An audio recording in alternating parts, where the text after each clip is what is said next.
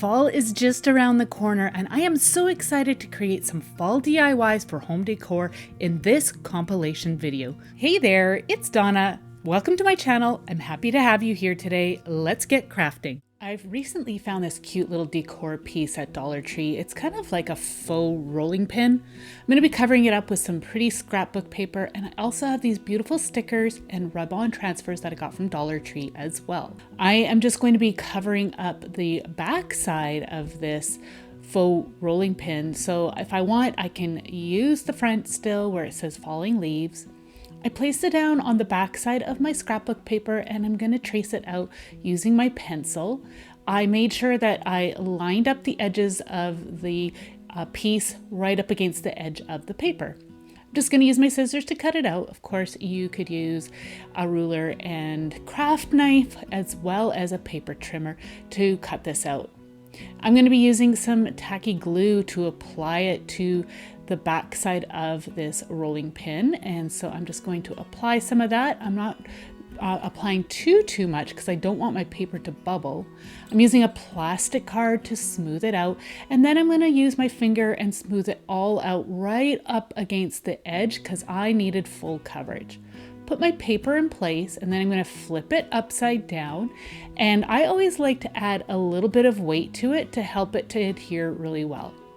Once the glue has dried, I decided to remove this little bow, but of course you could leave that or add more.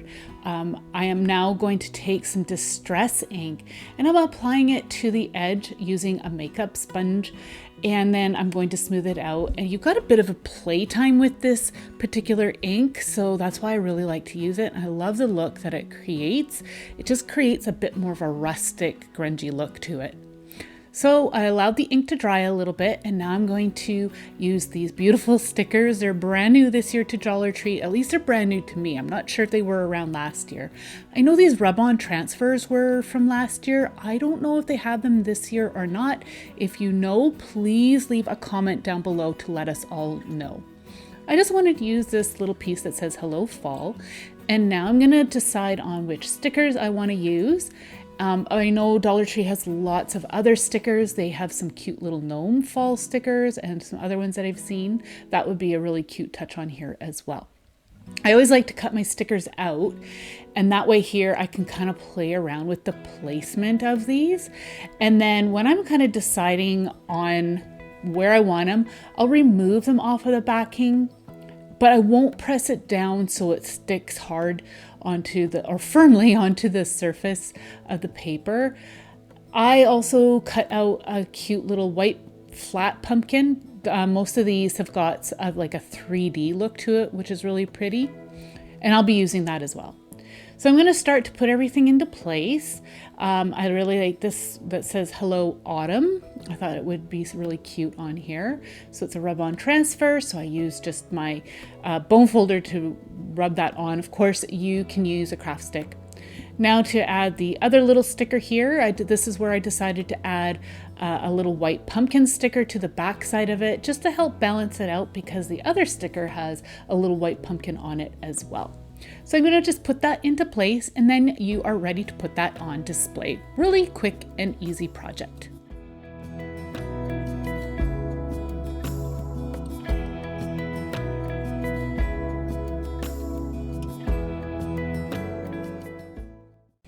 I purchased some faux florals both from Dollar Tree as well as Michael's, and I got them all on these ones from Michael's on sale. They were buy one, get one free, which is always an awesome deal.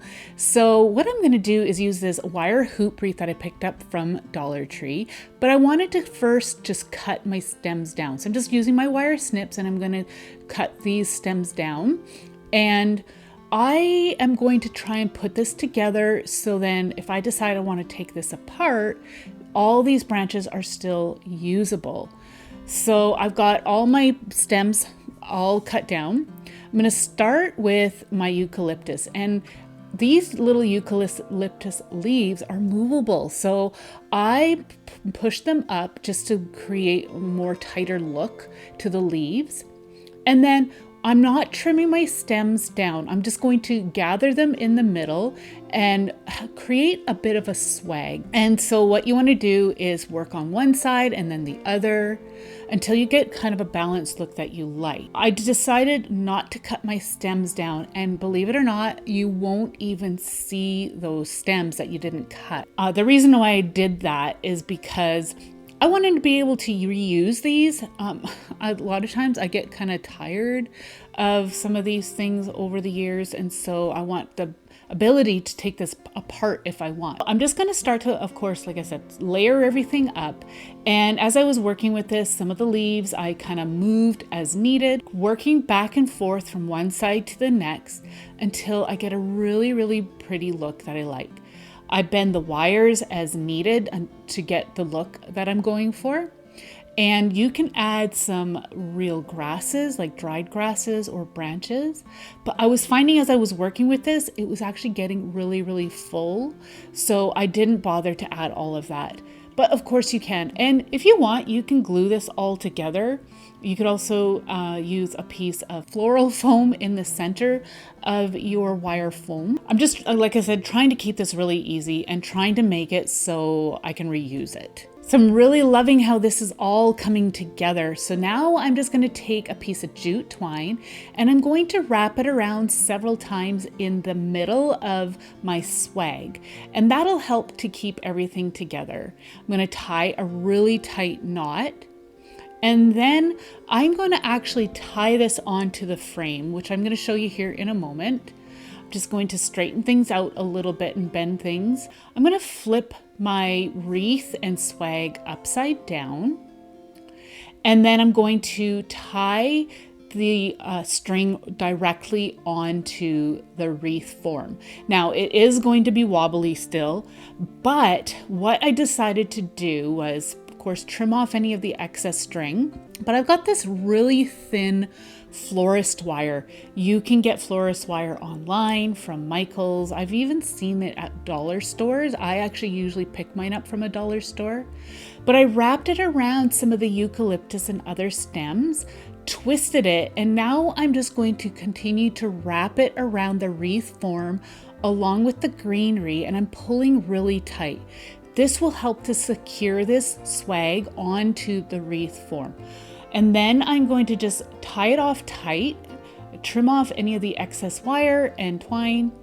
And now I'm going to go in and add some hot glue, and I'm going to go over top of the wire and the jute string, and that is going to help to set it all up, and you'll see it doesn't even move around anymore. I was actually really impressed. All right, so now I'm gonna add some raffia. I decided to go with the raffia because I liked the way it looked with those sunflowers. Just created a simple loopy bow with some tails and just wired it in the middle. And then I'm wiring it onto the wreath form. Again, of course, you could use some hot glue to attach it as well, but I'm just using the wire because I wanted, again, this to be removable. But this was really easy to put together, and I think it's beautiful. You could use ribbon instead, but I'm so happy with how it turned out.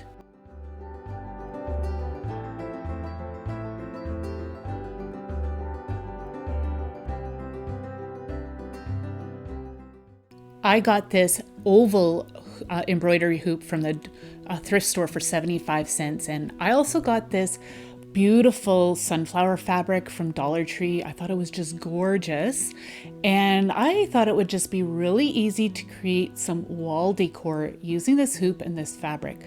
So I'm just going to take the inner ring of the embroidery hoop, and I'm just going to place it in around on the fabric to figure out what image I want on the inside of my hoop. I really wanted a lot of the sunflowers.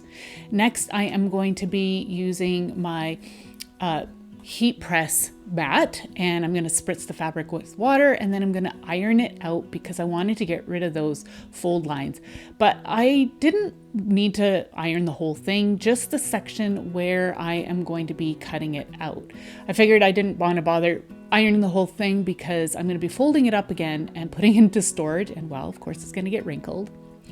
I'm placing the top hoop into place, and now I'm just going to trim around this here And that way here, it'll be easier for me to remove any of that excess fabric. I'm going to tighten up this hoop, but I had to switch it around because I'm right-handed. So, and I can tighten that screw up on the top. And now I'm going to just pull it taut. And then I started off with some scissors, but I wasn't getting all the fabric off evenly. So next I'm just going to use my craft knife here. And with having it flush against the hoop, I am going to cut it off. Now I am using a nice, sharp, fresh blade. I put that scraps aside because I reuse my scraps quite often.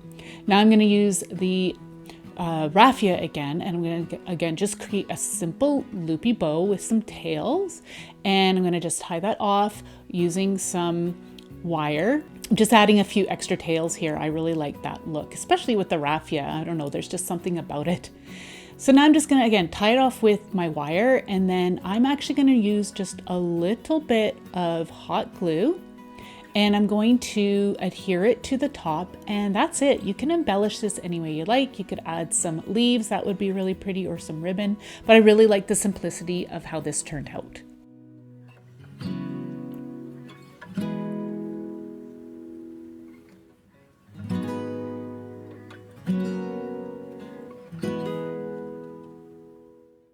I got this beautiful jug from the thrift store. It was only $2.50. It was originally $23. So I thought this was an excellent deal. I have these wild looking roses. I can't remember where I got them from, but they were so pretty. Some hops and these other yellow flowers. I got these all from Dollar Tree as well. And so I am going to leave the bunches all intact. I'm first going to remove all the labels because they will show in this arrangement that we're going to make. So like I said, I'm leaving all of these intact. So the beauty of doing this is because, again, you can reuse this. But because they are all wired, you can just mix them all together, bend them, and kind of weave them in and out of each other, and you can create a really beautiful bouquet. Now, I did end up having to cut down a couple of the stems because they were standing too tall, but they were still left long enough that I could reuse them for a later project once the fall season is done. So I'm just going to continue to add these bunches together and again, just bend them into place. And as you can see, these stems were movable as well. So I just pushed some of the leaves up and some of the flowers up just so that they show and they're not hiding. That's what's really nice about something like this. You can just kind of play around, and if you don't like it, it's so easy just to take it apart. It's not like you've cut everything down. Of course, if you want to cut it down, you can. But I wanted the height because I needed the stems to sit in the jug properly so it didn't look out of proportion. And now this is something that I really like to do just to kind of add to this and just really heighten how it looks. So I'm adding some branches that I foraged. So I'm just going to hold the bouquet, and then I'm going to just take the stems and just add them in here and there. It'll create some height, some more interest, and a really beautiful natural element. You don't have to add this, but I love the way this looks with faux flowers. Now I'm going to add some of these leaves. Now, feathers. These feathers are on stems. I have a video for that. I'm going to link that down below for you. But they added some height to this, and again, a natural element and interest. And feathers are great to use for the fall season. I think it's just a beautiful organic look. So I'm going to add a few of those. And then once I get it into the jug, I actually ended up adding some more as needed. You can bend the stems at the bottom as needed, so you create a beautiful natural look that'll fit inside of the vase nicely.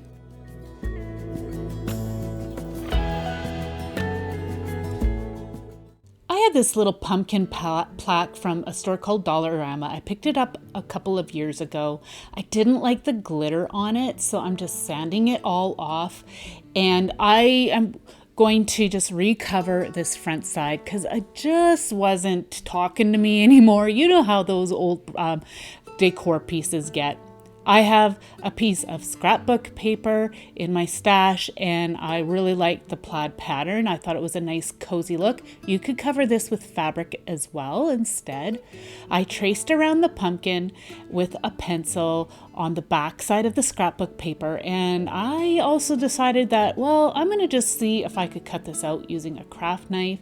I admit I actually really found this to be awkward. After the fact, I realized I should probably have just used scissors. I don't know. I just wanted to see if I could try it. So you could try it this way as well, but if you were finding it awkward, then of course definitely use scissors. So I went ahead and just cut around it, and some of it I didn't cut all the way through. So that's why I'm like, yeah, I should have just used scissors. And I also ripped a little piece there as well. But that ripped piece, it's okay. It's going to end up getting covered up. I've got this distress ink here, and I'm using a makeup sponge, and I'm going around the edge, and I'm just distressing the edge.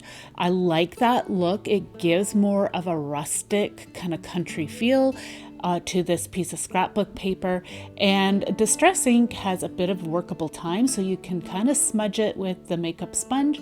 And this is the color Frayed Burlap. So I'm going to let that ink set up, and then I am going to go ahead and glue it down to that front pumpkin sign that I have here.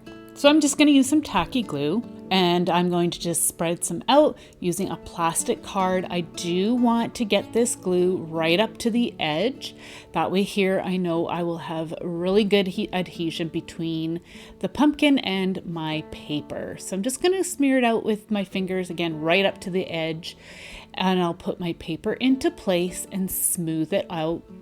So one thing I do like to do is I actually like to flip my pieces upside down and put some weight on them, and then they end up drying really nice and flat. So that's what I'm doing right here. It's all set up. Now I've decided I'm going to use this scrap piece of burlap that I had, and I'm just going to cut it down to size, and that's what I'm going to use on the stem. So as you can see, you can't even see that little rip part that I had ripped off. So I'm using some tacky glue, and just being careful how much I use though.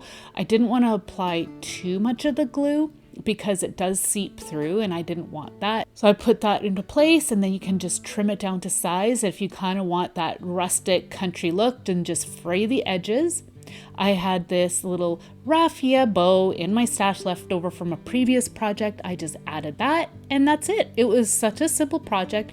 You could put some words on the front if you like, but I really like the simplicity and coziness of how this turned out.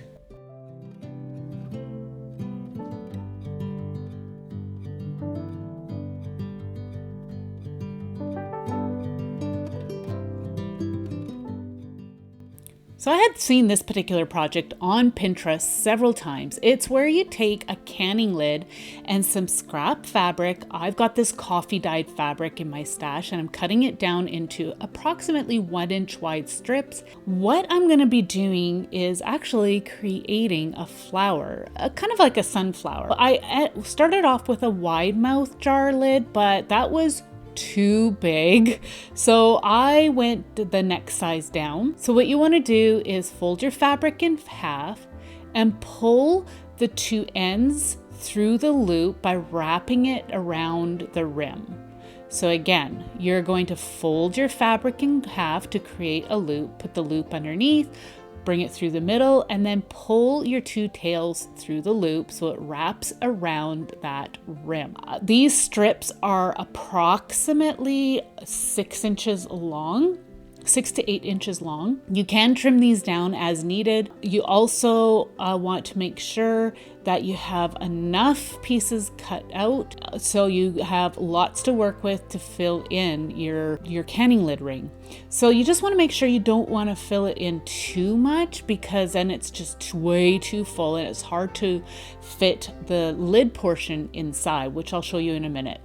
So I decided to trim it down. It was just a little bit too wild, and I like to just kind of wrinkle the edges just to make it so it's a little bit uneven. Here I've got some fabric fill, and I'm going to glue that to the lid. I wanted just a little bit of dimension. I've got this kind of primitive looking fabric here, country fabric. I'm just going to cut it into a circle so it's a little bit bigger than the lid. And I'm not making it perfect, as you can see, because you're not even going to notice when we're done covering this all up. So I'm just putting it into place. And now I'm just going to cut some slits around the edge, approximately 1 centimeter in. And I'm going all the way around about 1 inch apart. So you can see my fabric is upside down and the lid is upside down, so the fiber fill's facing down. Now I'm just going to use my hot glue and I'm going to add some glue to the back side of the lid, and then I'm going to pull those little tabs that we made, and I'm going to the opposite side and I'm going to do the same thing.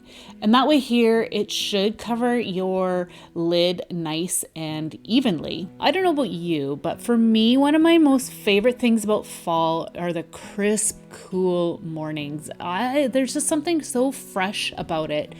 And I also love all the colors. So what's your favorite part about fall? I have the lid all nice and covered. Now I'm cutting another piece, and I'm just going to cut, another piece of fabric, and I'm just cutting around the lid with my scissors here just to create a circle. And that is the piece that I am going to be using on the back side. So I am going to trim it up just a little bit more just to make sure I've got it in as much of a circle shape as possible. I'm adding some glue to the back of the lid, pressing that down into place, and you can see how well that turned out. And it just covered up the mess that we had before. So now I'm going to just press this into place into the canning lid ring. And if you didn't fill it up too much with those scrap fabrics, it should fit inside. So you can see how cool this looks. It looks like a really nice flower. Now I'm using this branch and I'm going to attach it to the ring on the back side, just using some glue. It's got a little bit of a bend to the stem, to the branch. So it was able to sit inside the back side of the ring, as you can see here, the canning ring. I have seen it where people actually punch some holes in the ring, so you could do that and use a bamboo skewer as your stem, but I wanted the branch and I didn't have a hole punch that was big enough to go through the ring that will fit my stem. And it's working out just fine. As long as you have enough glue there, it should hold. I had this scrap of some green fabric. Again, this has been coffee dyed. And I decided to just tie it onto the branch to create some simple leaves. I really liked that look. It was a very nice casual look. And I just tied that on, and then you can just make several leaves if you'd like. I just made the one for you today. You can put it into a little vase on display for the fall season. And it looks like such a pretty sunflower.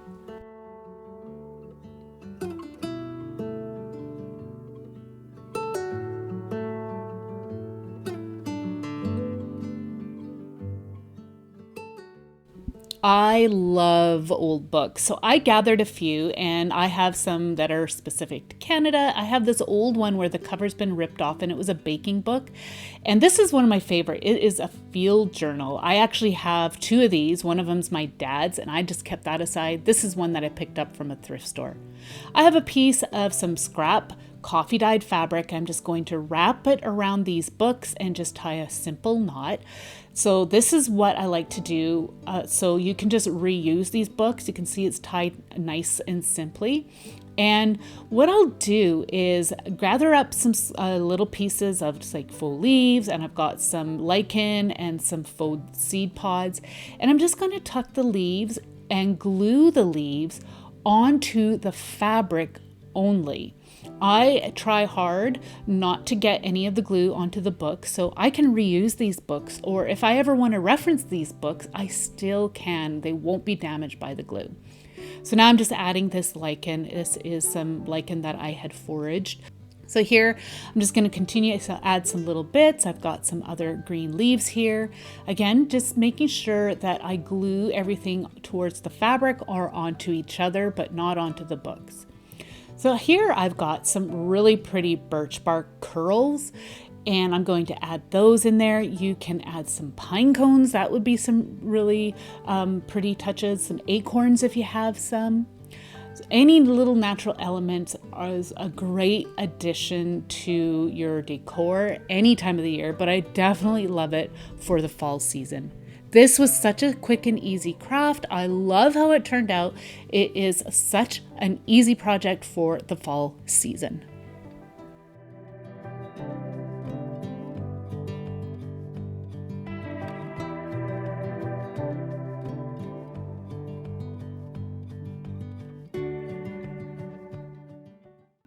I picked up this cloche from Dollar Tree last year. I think they still have them. Let me know down below if you know if they do or not. I removed the label and the tape that was holding it together. And I'm also going to be removing that little knob that's on the base on the underside.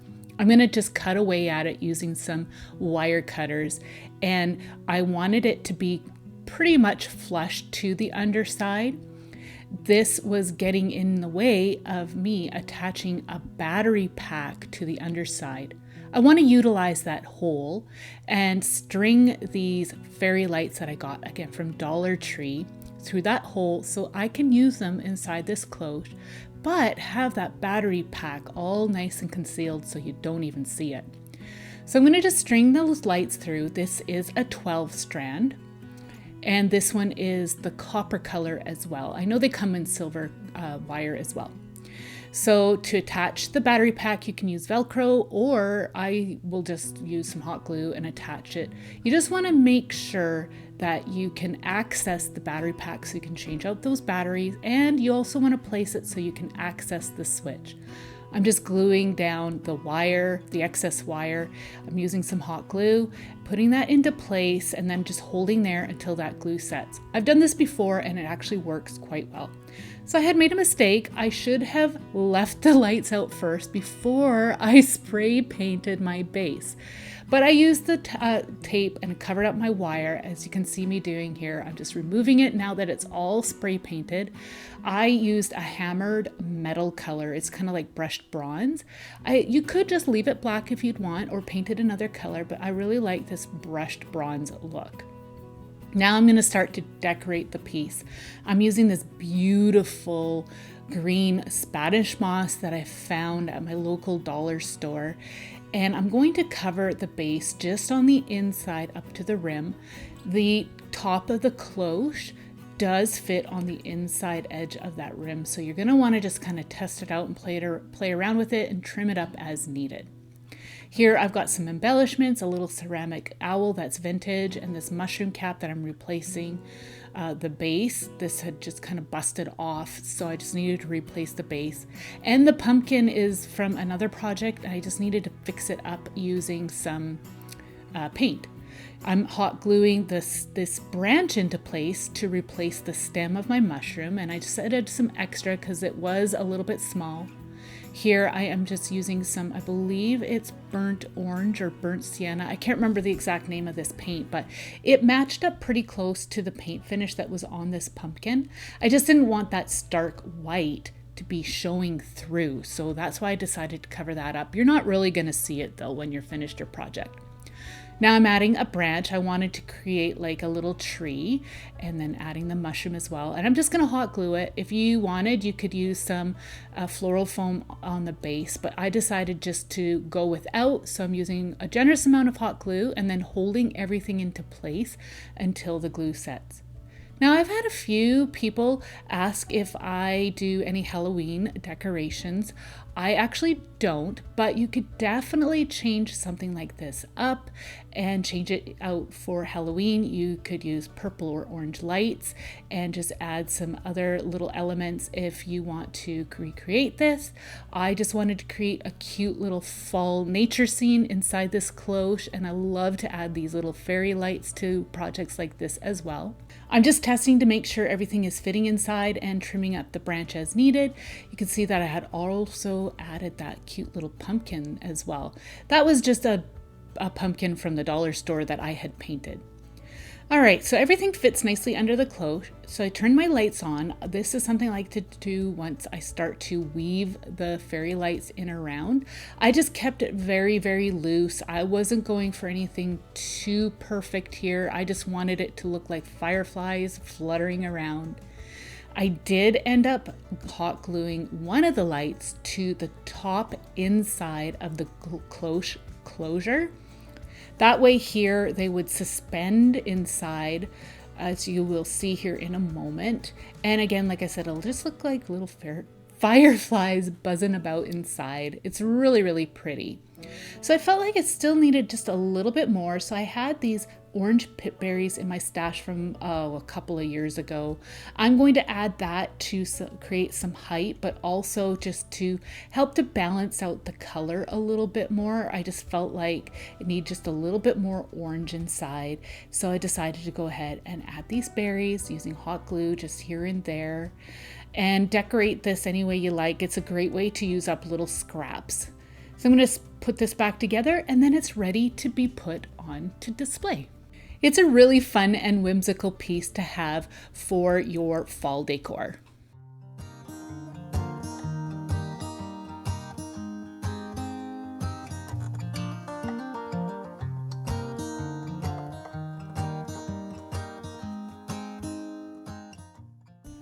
I recently found this beautiful urn vase from the thrift store for $3.99. I'm just removing the label. I really like the color for fall, and I thought this would make a great base for a topiary. So I've got this scrap piece of floral foam. It's dry floral foam.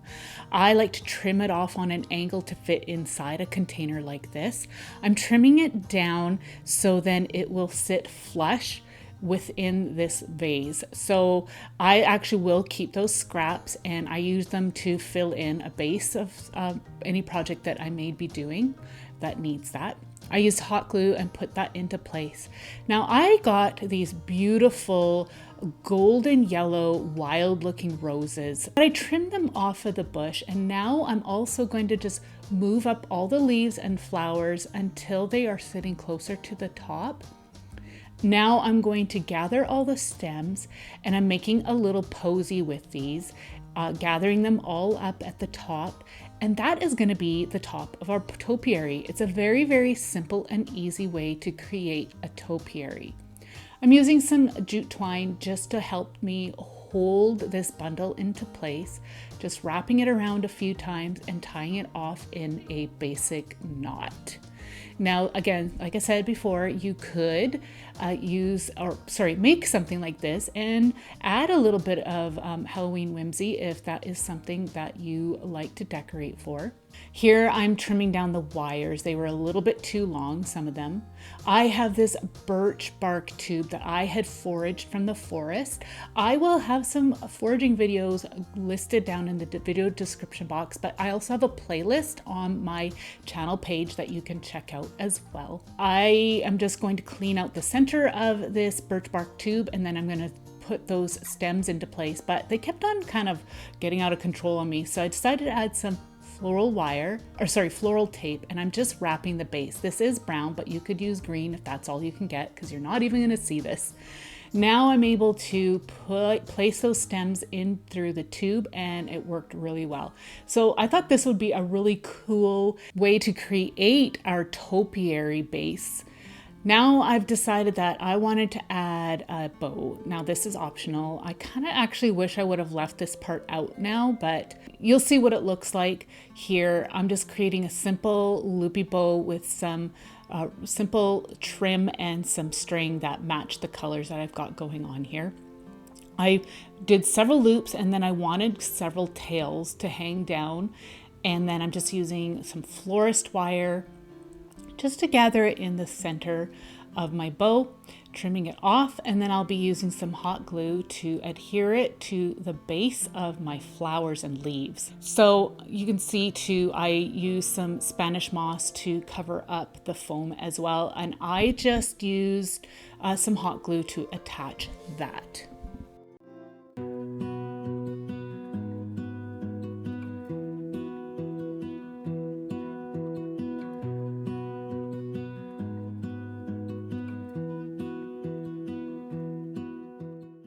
For this project, I'm using this candle that I had picked up from Michael's on clearance last year, and I am just removing the label off of it. I really like the scent as well as the color of this candle. Now recently I was at Michael's and I did see that they had another one that was similar to this. I believe it was called Sunflower. Anyways, I removed all the labels. I used Goo Gone to remove all the adhesive off of it and then washed it off with some Dawn dish soap. Here I have a piece of some scrap burlap fabric.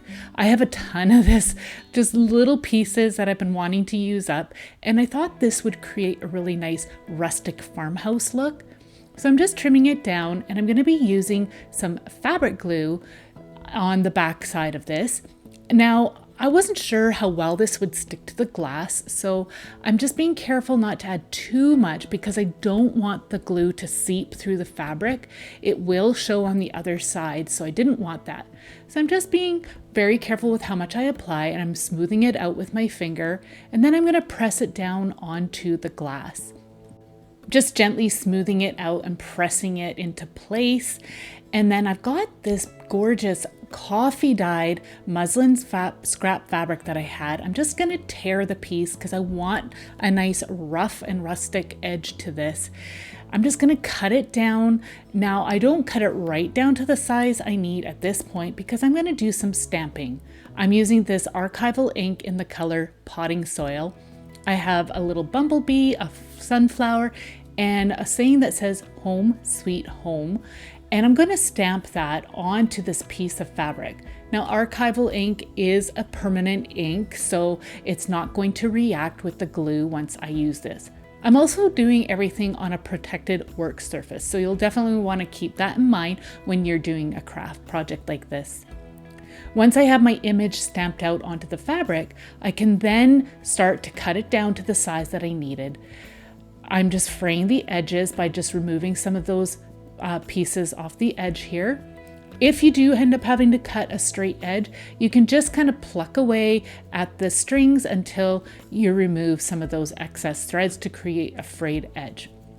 Once you're happy with the size, again, I'm going to be using my fabric glue and I'm being careful with how much I apply. I'm going right onto the burlap fabric and smoothing it out and then pressing the fabric into place. And I'm just making sure that when I'm doing this, I'm keeping my cotton fabric in place so I know exactly where I need to glue it down. Now, I admit that I actually think I should have maybe done a little bit of stitching around the edge of that cotton fabric before I put it into place. I think it would have been a nice little touch, so keep that in mind if you like stitching to add that before you glue it all down.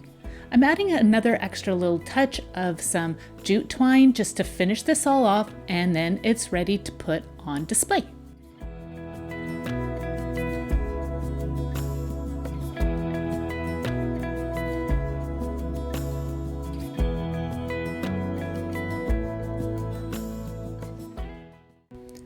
I'm going to be using this styrofoam pumpkin that I had picked up from Dollar Tree, and I had started to use it for another project, but I never finished that, so I thought I would use it for this project.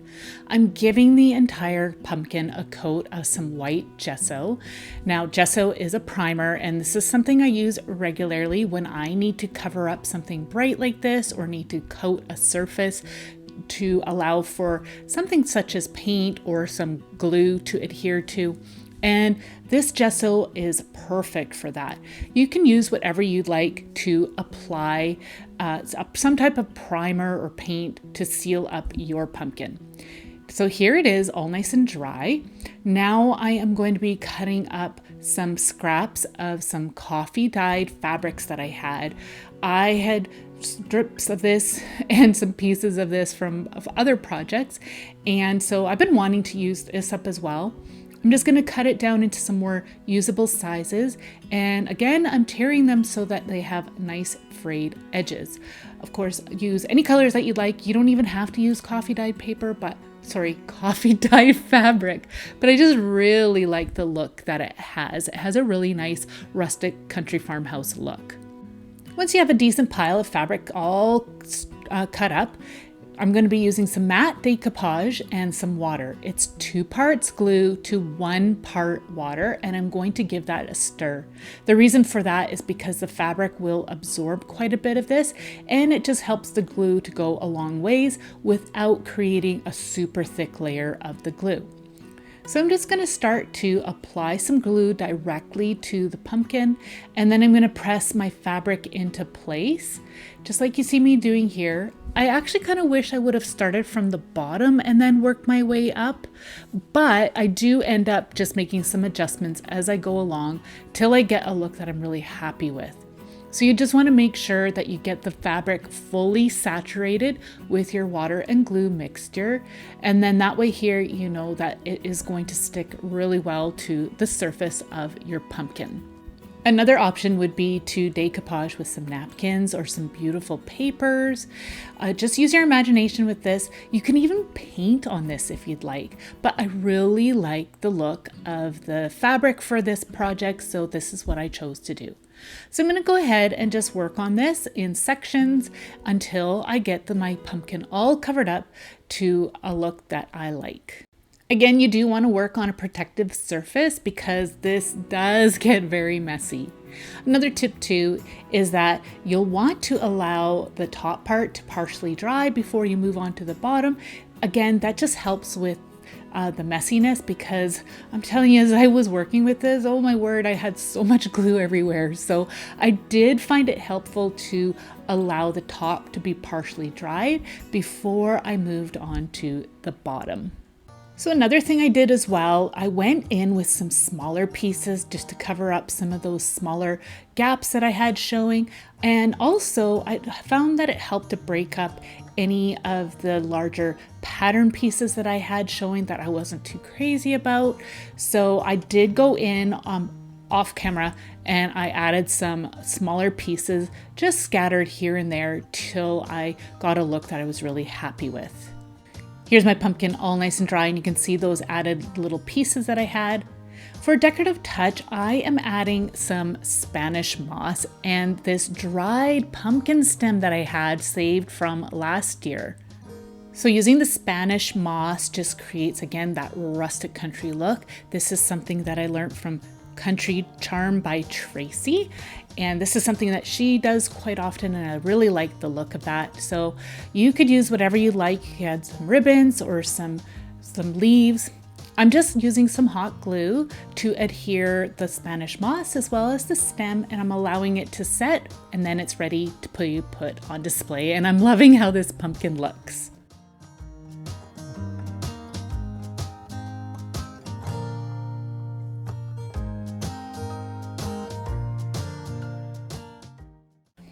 So I had all of this scrap sweater left over from some projects from the past few years, and you can see that there's just like little bits here and there. I decided that I thought these would make really cute little mushrooms. So I'm starting off with kind of creating just a basic mushroom cap shape. I didn't follow a pattern. I just kind of just winged it and just slowly cut away at this until I got a shape that I was happy with. And I needed a piece for the front as well as the back. So I've got 2 different pieces here. You can see that the one has got the spots on the front. I thought that would create a really fun look for the front of my mushroom. And just the basic simple pattern for the back side. So I just placed the front one onto the scrap of the other one to get the shape that I needed. I'm not going for a perfect shape here. I'm just going to use some hot glue as well to adhere them together. Of course, you could stitch these together instead if you'd like. So I'm just going to work in sections and slowly just stick the edges together. As you can see, I only add some hot glue to the edge of each mushroom. Now you could do these in reverse and then flip them out inside out so you don't see a seam. But I kind of like just the simple rustic look of this, so I decided just to keep all my seams exposed. I'm just going to continue to close these up, and then on the bottom you can see I'm only going to add some glue, just enough so I can still access the inside of my little mushroom cap. So you can see here I have a little hole still at the bottom of my mushroom, and I'm going to use some fiber fill to stuff the mushroom cap, and that'll give it some nice dimension. Now I just get my my fiber fill from pillows that I pick up for really cheap at Walmart. I know a viewer recently mentioned that you can get those large bags of fiber fill for really cheap at Walmart as well. That's definitely an option, but I know not everybody has storage space for one of those large bags, so a pillow is a nice affordable option, or you can even just get some mini bags of some fiber fill. So once you have the mushroom cap all stuffed, you can then glue that hole shut. Next, I'm going to be creating a stem. So I'm just taking the edge of this sweater and I'm going to roll it up into like just a stem-like shape. Of course, you don't have to do this. You could use a little wood stem if you prefer. I thought it would be fun to use the edge of this sweater. Again, I'm using hot glue just to seal it all up and glue it together. I do just check once in a while to make sure that I've got the right size. And then I am going to just trim it down as needed and use some hot glue to continue to glue it to the base of my little stuffed mushroom cap. So this was a really fun little idea to use up some of those scraps, and you'll want to stay tuned. I'm going to show you what I use these for in an upcoming fall video.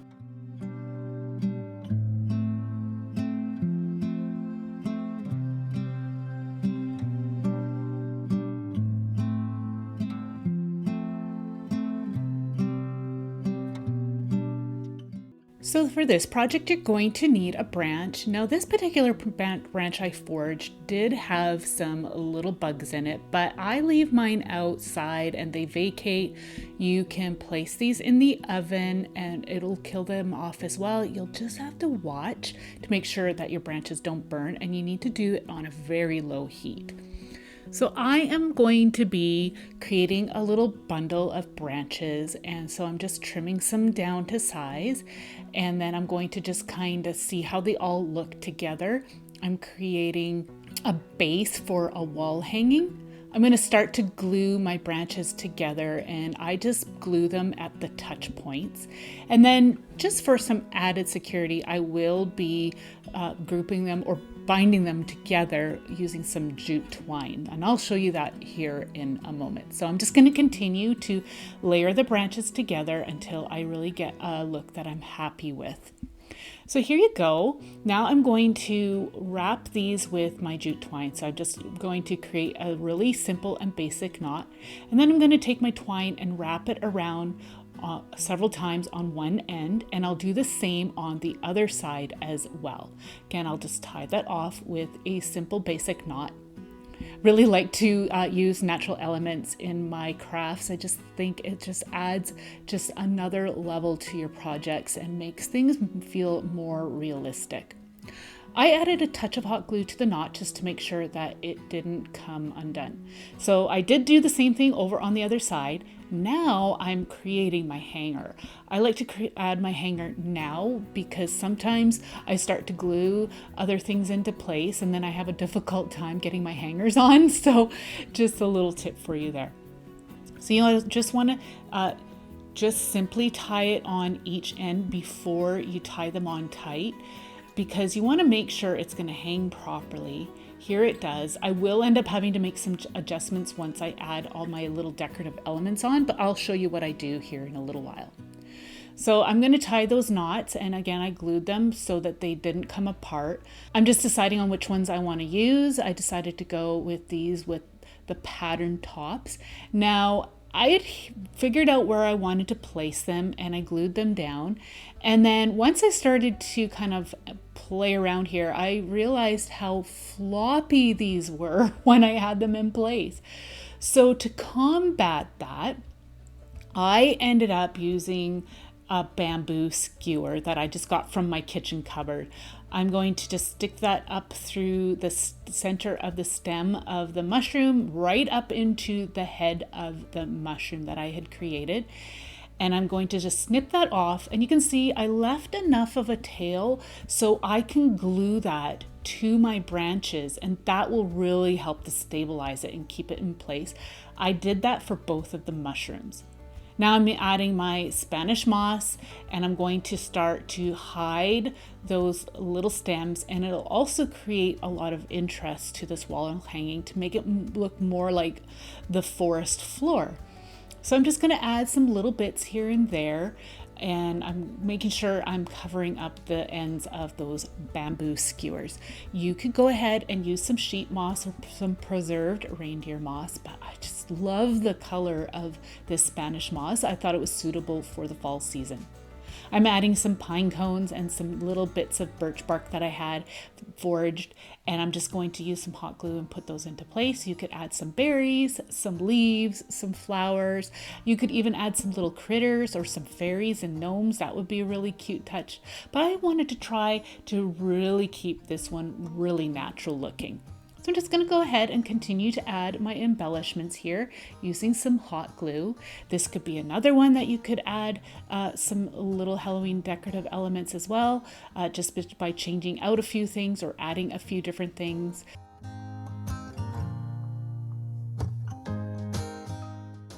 So I have everything glued into place. Now I'm just testing out how it's hanging, and you can see it's flopping forward. All you need to do is just adjust the knots a little bit on your branches by turning them forwards or backwards.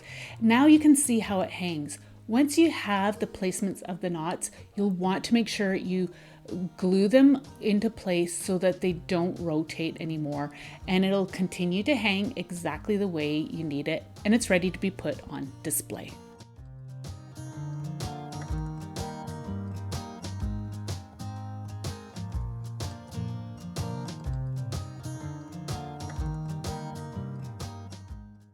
This is an old shirt that I saved from my husband. He no longer wore it, but I love the pattern of it. And I actually was inspired by this fabric pumpkin that I had seen at Michael's, and I was so impressed by the resemblance between this shirt fabric and that fabric pumpkin that I had seen at Michael's. I am going to just trim this sleeve down. Using a sleeve is a great option because the two edges are already sewn up. You just have to worry about the bottom and the top. So I'm going to be turning it inside out, and I'm gathering one end of the shirt sleeve. I'm going to tie it off with a piece of jute string. You want to make sure you just tie it off tight with a simple knot and remove any of the excess string. You want to turn it back right side out. And then I am going to be using some stones on the bottom. I like to do this because then the pumpkin will sit nicely on your surface wherever you decide to use it, and it won't like flop around. Once you have the stones in place, you can then fill it up as much as you like with your fiber fill. And then I'm just going to use some jute twine again and close off the top. And again, I'm just using a simple knot and tying it tight. So if you want, you can leave the fringe that you have on the top of this pumpkin. You could cut it off and then add any type of little embellishment that you'd like. I decided to leave mine, but I did trim mine up a little bit. I'm also just pulling on the fabric a little bit because I tightened it up too much in some areas and it was a little off balance. So I'm just removing the excess twine as needed. And here I am just trimming up that fringe just a little bit. I literally like the look that it gave. Next, I'm using, again, some jute twine. And this time, I'm also going to be using a tapestry needle. Tapestry needle is a nice thick needle that can handle the jute twine really well. And you'll want to tie a knot in one end of the jute twine. And then going up from the bottom, you're going to press this needle through. It did take a little bit of wiggling to work it through, and then press it through the center. And then what I'm doing is using this jute twine to create some definition around the pumpkin. Just like you see in actual real life pumpkins, you know, those little indents that are all the way around.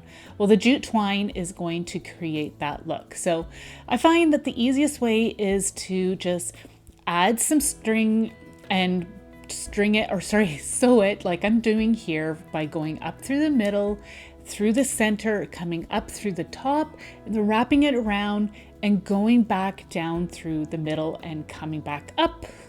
And you just keep repeating that until you are happy with the look that you have.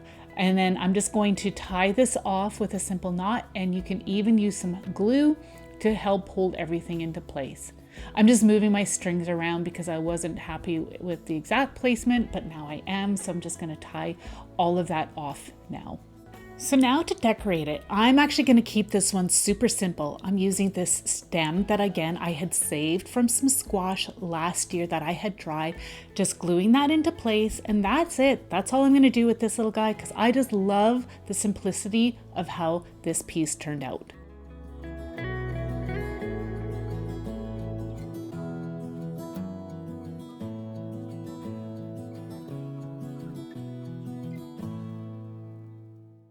I have had this gourd or faux squash in my stash from Dollarama now for several years, and I never knew what to do with it, but I finally had seen something that I was inspired by on Pinterest, and I knew exactly what I had wanted to do with this. So let me just show you. All right, so I'm going to start off again giving this entire piece a coat of some gesso because I did not want that bright orange showing through. As I was doing this, I discovered that the dye from this actually leached through the gesso. I was actually quite surprised. So again, just use whatever you want to seal this up and cover up the bright orange, unless you want to do something really cool like a paint technique on this. But I'm using fabric, so I didn't want that orange to be showing through my fabric. I did allow the top to dry before I worked on the bottom. That way here I didn't get my hands all covered in the gesso. It's a little bit tougher to get off if you don't work in sections. All right, so here is some coffee dyed fabric that I had dyed several years ago now, and I hadn't used it, so I thought it would be really cool to cover up this gourd with this fabric. But as you can see, I was a little short for the sides, so I'm just tacking it into place with some hot glue on the sides of this gourd, and then I'm just creating some pleats and tacking the glue down as I go along as I create those pleats. Now you might be wondering what I'm trying to do here. Well, I was inspired by some fabric pairs that I had seen on Pinterest.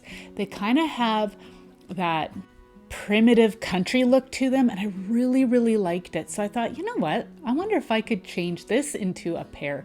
It's kind of got that pear shape, and I thought I'm gonna give it a try, and I was actually pleasantly surprised at how well it ended up turning out. So once I had the sides all covered up, I then gathered the excess fabric up and around the top of this gourd, and you can see how the pear shape is starting to take shape.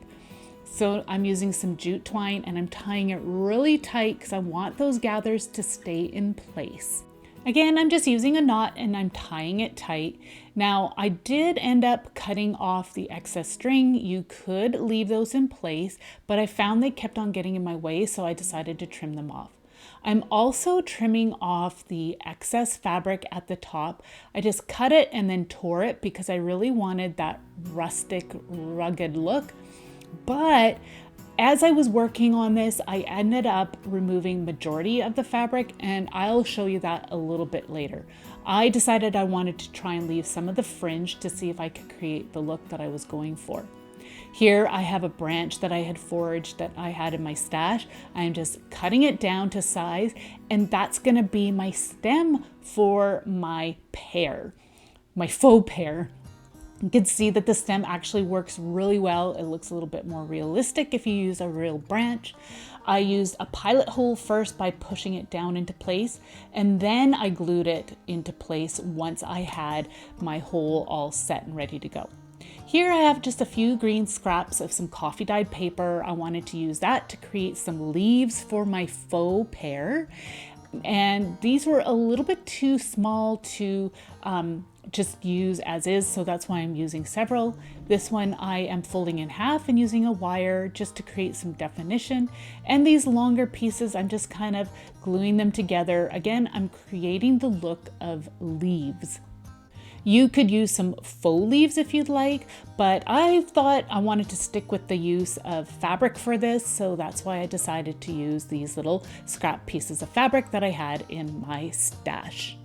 So I'm gonna just continue to work with this until I'm happy with how that looks, and I think it looks really cute. I also dovetailed the ends of some of the fabric as well, but this is where I'm like, okay, I'm not sure. I didn't really think the fringe on the top quite looked right, because you know, in nature,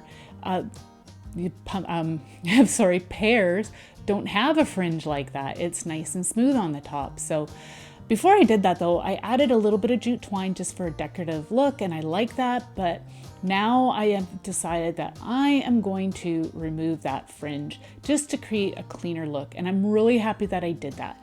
So again, I just wanted a rustic look, so I cut into it and then I tore off the excess. Of course, you can just cut it right off if you'd like, but this fabric technique actually worked really well, and you can see how cute this turned out. I'm so happy with this. So I'm just adding a little bit of glue here and there at the top just to help hold and secure everything into place, and then it's ready to go on to display.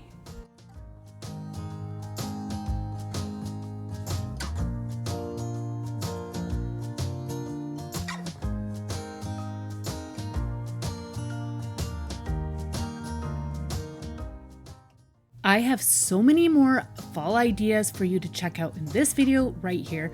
Thank you so much for joining me. We'll see you in the next one. Take care. Bye.